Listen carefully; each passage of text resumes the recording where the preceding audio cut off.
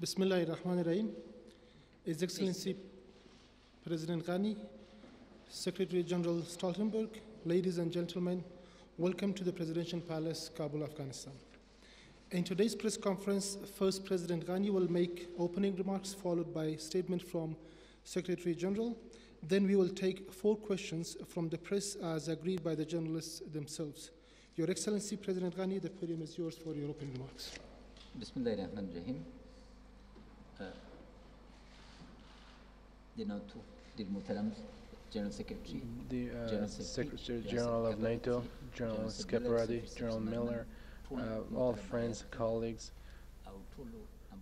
I'd like to welcome you all to Afghanistan.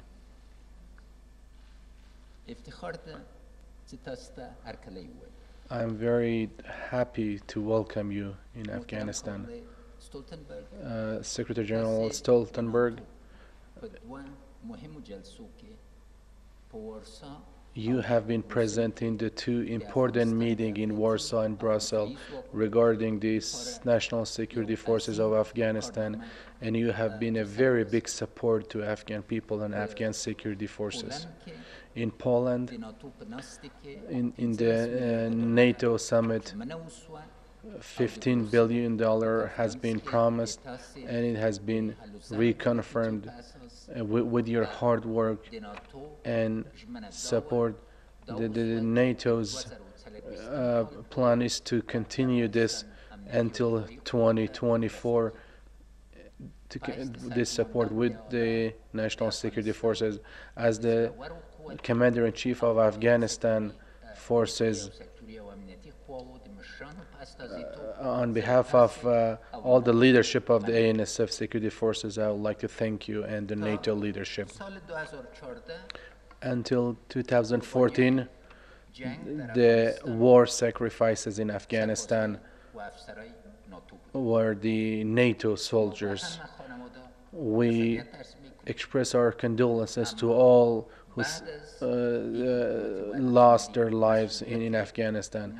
But when the National Unity Government took over, we started having our brave forces to take over of their own security, and they made sacrifices. Today, we can pass our message to the NATO nations and their families and their people that your soldiers are not on the front line.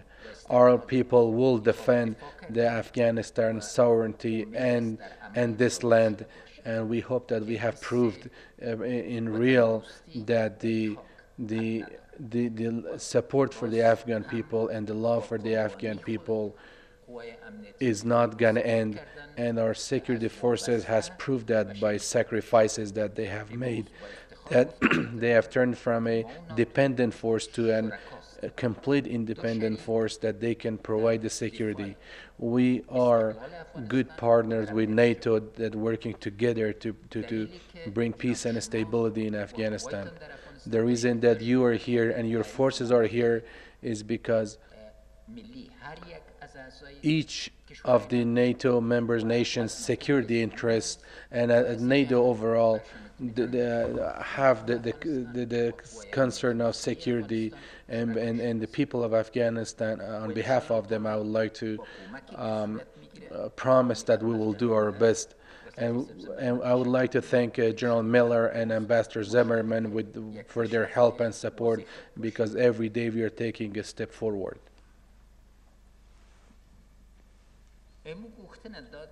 Our request is that after 2014 to now, the security forces,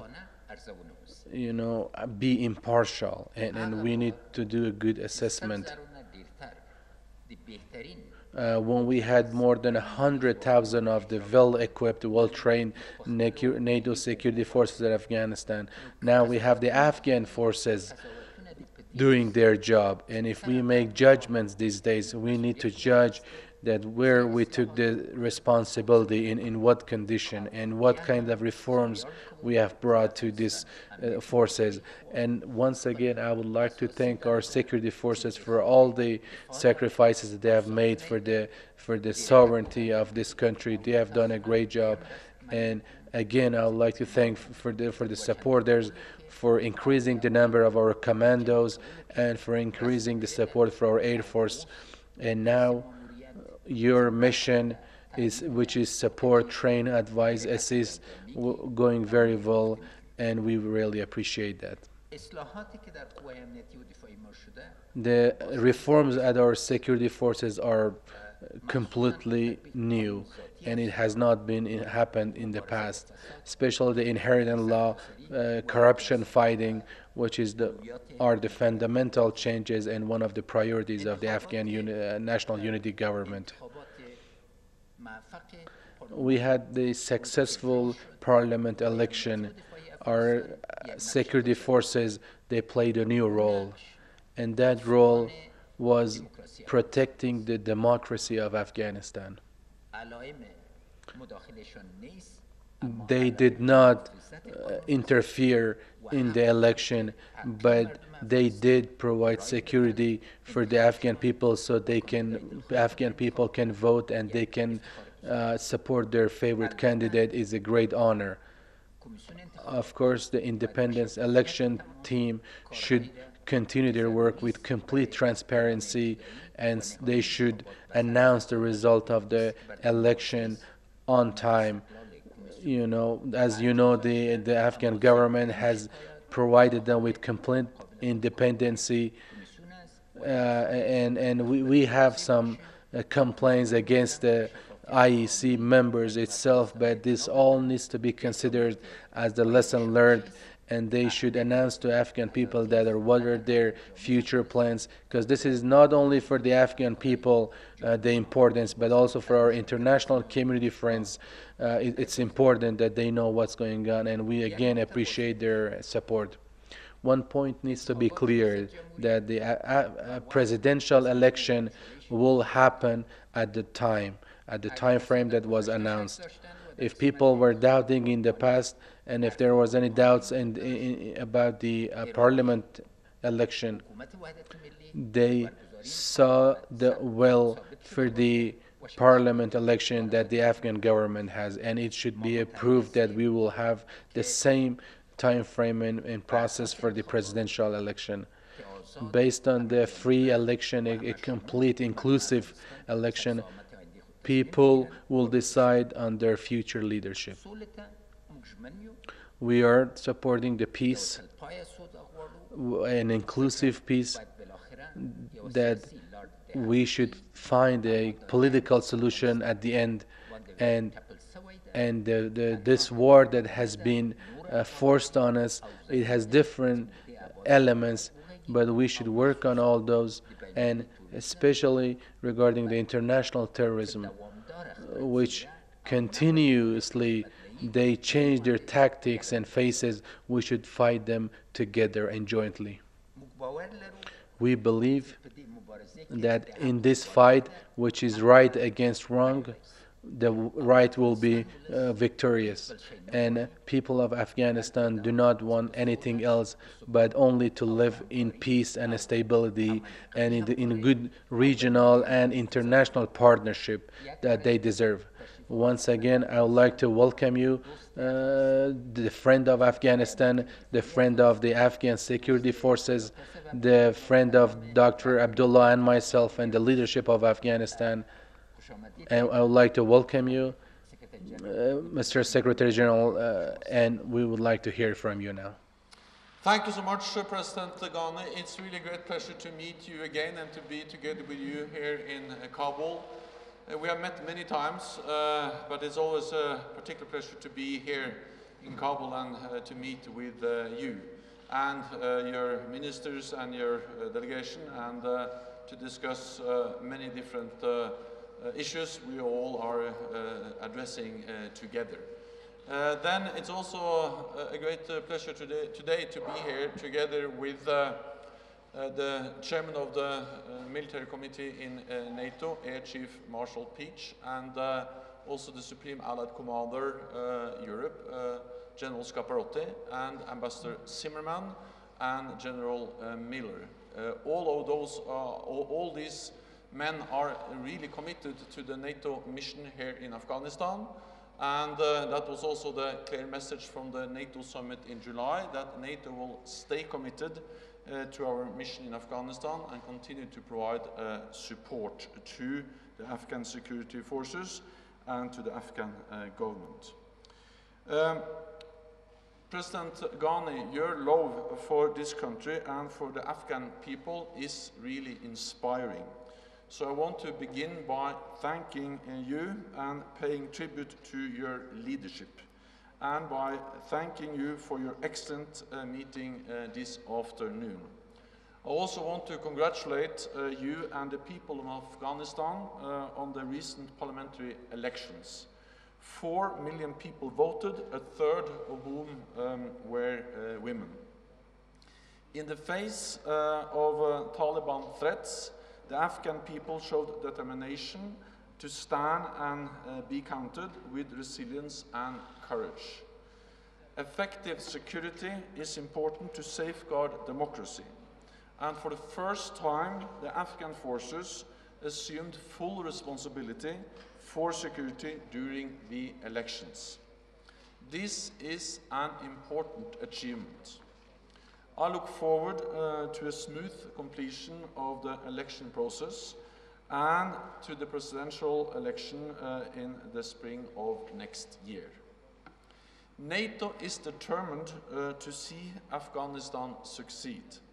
That is why around 16,000 troops from 39 different countries serve in our resolute support mission.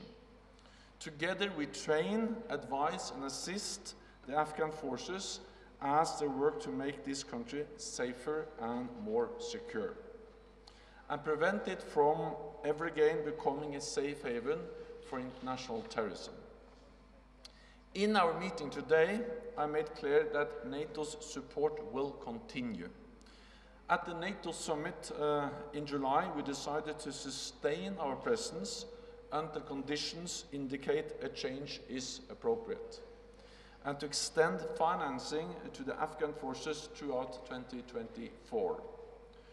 Our support is improving the Afghan special forces and air forces in particular.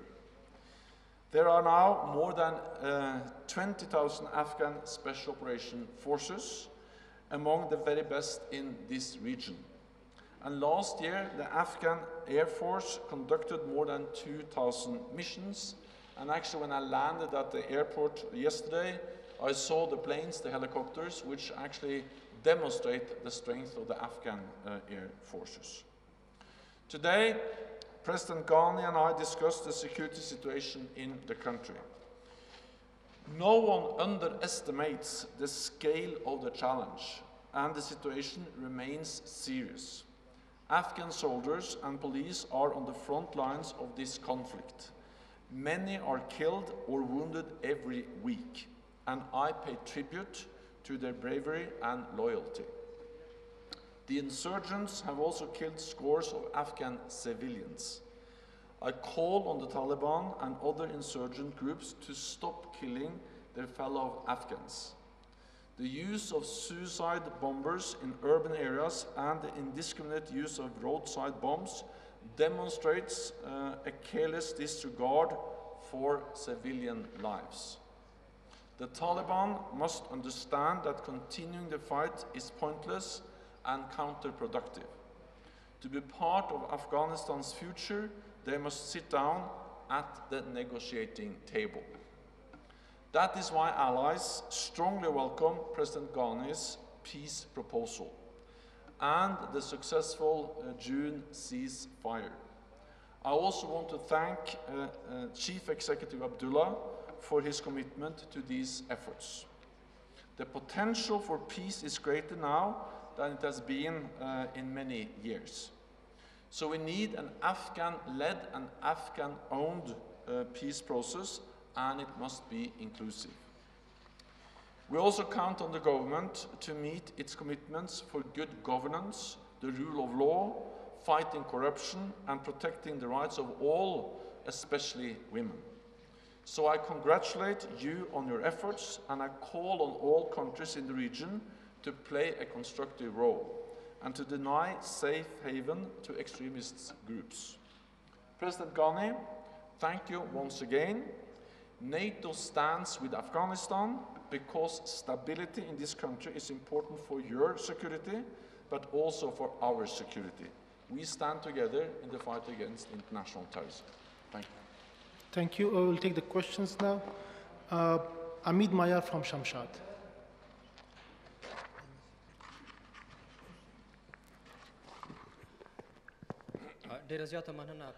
Thank you so much. I'm Mayar from Shamshad. First question is from the President. How did we release Mullah Baradar from Pakistan? How did he got released? Was it you or it was the Pakistan himself and themselves that released them? And also the second question goes to Secretary General. As you know, as you mentioned, that the Afghan security forces are sacrificing a lot and they're dying every day. I remember that here you mentioned that the situation will get better and we'll continue our support.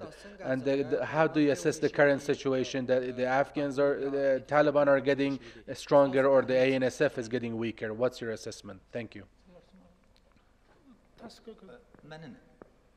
Thank you. As far as the Mullah brother in Pakistan, when they wanted to talk about peace with previous President Karzai, it was taken as a negative act. We are ready that Mullah brother or any other Taliban in the prison, to welcome him back in Afghanistan and have him as part of this process. This is one step, but it's a very small step. The main point is that Pakistan should support the peace process, should prevent the fighting, and help us in three main points fundamentally. One,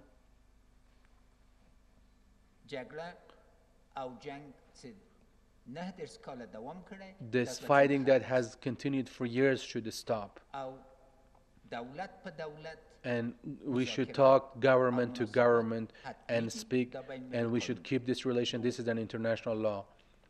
Second, we should have a positive support and a regional cooperation in which two independent countries should talk and cooperate in economical partnership.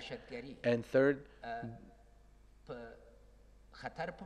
they should fight against and how can be a partner regarding the insurgency and enemy, because insurgency and this terrorists do not have borders and limits. Therefore, we should destroy these networks that are present in Pakistan. Every casualty is a tragedy, and that's the reason why we are so focused on reducing the number of casualties. I think also every casualty reminds us of that this is a difficult situation. We see violence, we see instability, and we do not underestimate the challenges we all face in Afghanistan.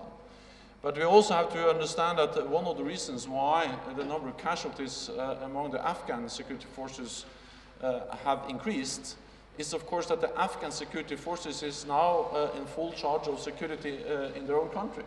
They actually do the job that more than 100,000 NATO soldiers did before. We have gone from more than 100,000 down to 16,000. And of course that has an impact for the Afghan security forces because they are now on the front line. They are now responsible for the security in their own country. NATO has changed the scale and the character of our operation from a combat operation to a train and assist and advise operation. But we made important decisions over the last months. We have decided to scale up, so we have just increased the number of troops.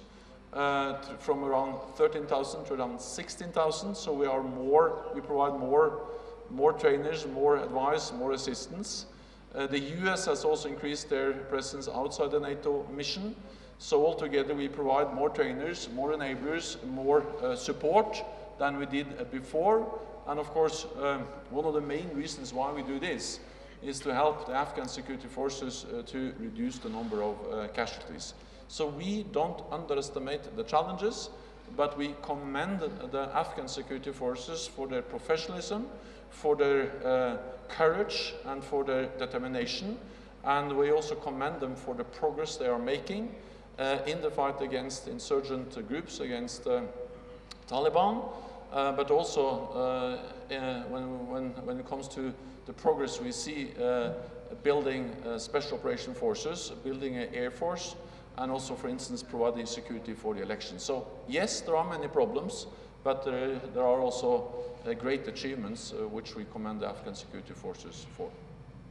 Thank you. James from Reuters.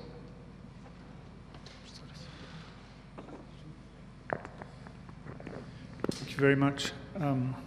James Mackenzie from Reuters. A question about the peace process. Everyone says that they want to see an Afghan-owned and Afghan-led peace process. So far, we've seen meetings between Ambassador Khalilzad and the Taliban. There's a meeting in Russia coming up. Are you satisfied with the level of Afghan government involvement in the process so far, and how do you see it going forward? Thank you. Thank you. Directed towards me? Yes. Yes. Thank you. This government is on the peace. It's leading it. Don't forget, in February, it was I who announced to the world the offer of unconditional talks. The ceasefire was made in request to the uniform fatwa of 2906 of our ulama. The decision was made within 4 days and implemented within 3 days. And the success was remarkable. And the changes are a result of that. The efforts of Ambassador Khalilzad are supportive. The distinction is that the United States has always talked but not negotiated. That principle has been reiterated and reaffirmed. We are thinking through. I've just ordered last night all the governors to select, to ask on the basis of consultation, women's groups, ulama, university professors and others. I'm going to form an advisory council that would remain to advise the government, inclusive of all 34 provinces, inclusive of all the strata of Afghan society, so we can prepare for real discussions. We hope that the day of beginning formal negotiations would not be far, but it's not negotiation, it's the results. The result has to be an inclusive Afghan peace that all Afghans buy into, and again, this will be an inclusive process. We support the engagement of our international colleagues. The model of cooperation regionally is what happened in Uzbekistan, where the conference is jointly co-chaired, and we move forward on that basis. Thank you. Thank you. Sharif Amiri, Tolo News. بسیار تشکر. شریف امیری هستم، خبرنگار تولو نیوز. جناب رئیس شما درباره انتخابات گفتین.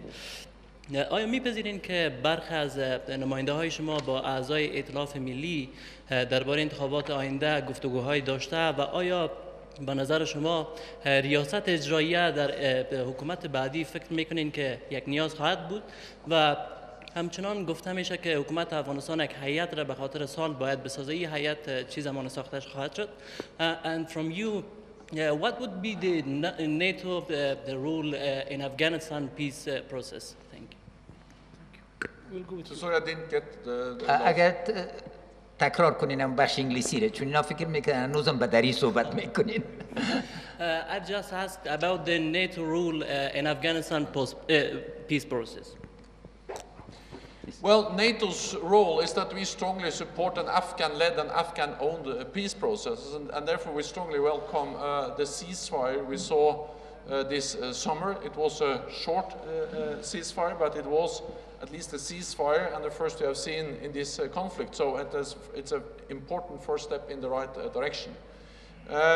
NATO is not directly part of the negotiations, but what we are is that we provide support to the Afghan government, not least with our train, assist and advise mission, to create the conditions for a political, peaceful solution.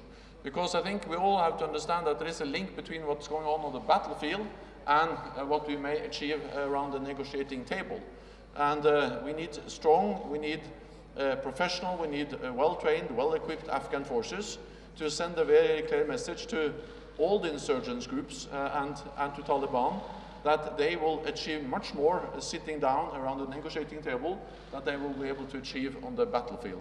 And to provide that context or foundation for a negotiated peace deal, we will continue to support the Afghan government.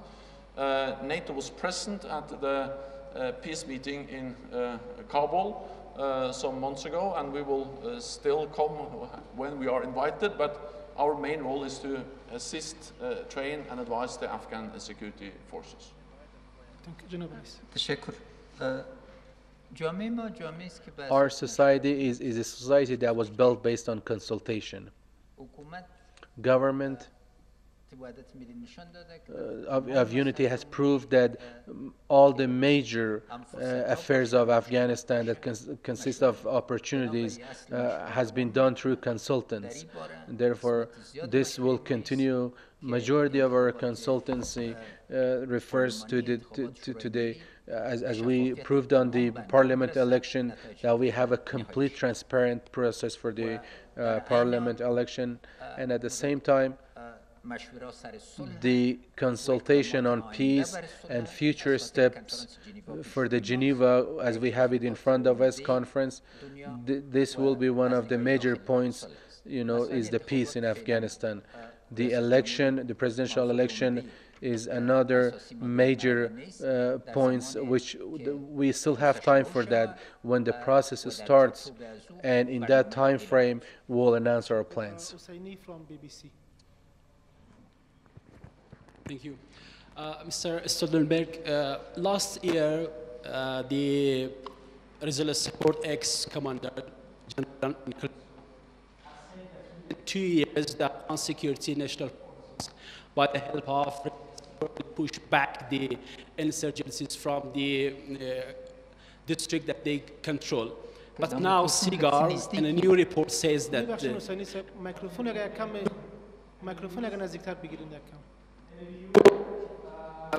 report SIGAR says that the Afghan government has lost more districts. What's happening? Well, first of all, I think we all have stated clearly all the time that it's very hard to predict exactly how an armed conflict develops. That's in a way the nature of a conflict like the conflict we see going on in Afghanistan. Second, we have decided to increase our presence, and we have just done that with more trainers, more advisors, providing more training assistance advice to training assistance and advice to the Afghan security forces, and on top of that the US has also increased their presence. But again, we decided as late as in July that our presence here is conditions-based. It's not a timetable. It's not possible to say exactly when we can reduce our presence, but we clearly stated that we will stay here as long as it is required, and we will only leave when we see that the conditions on the ground makes it possible to leave or to reduce our presence. So I think we cannot provide you with an exact timetable telling when different things will happen, because we are faced with a difficult security environment in Afghanistan. But my message to leaders back to political leaders back in Europe, in the United States, to NATO allies and partners, is that we are here in Afghanistan, of course, to help Afghanistan, but we're also in Afghanistan to help ourselves. We are here to fight international terrorism, and we have seen before how damaging and how dangerous and how dangerous that can be for our own societies. We saw that 9/11 in the United States, but we have also seen terrorist attacks organized from outside Europe, outside NATO allied countries. So we are here to prevent Afghanistan ever again becoming a safe haven for international terrorists, because that is in our own interests. So there is no way I can go back to Europe or to the United States, NATO allies and partners, and say that it didn't exactly go as we expected, so now we should leave. That would be the total wrong approach. We are here because it is in our interest to be here to increase our own security. Thank you. The press briefing is concluded here. Thank you everyone for coming out for today's presser. And please be seated while the President and Secretary General leave the room. Thank you.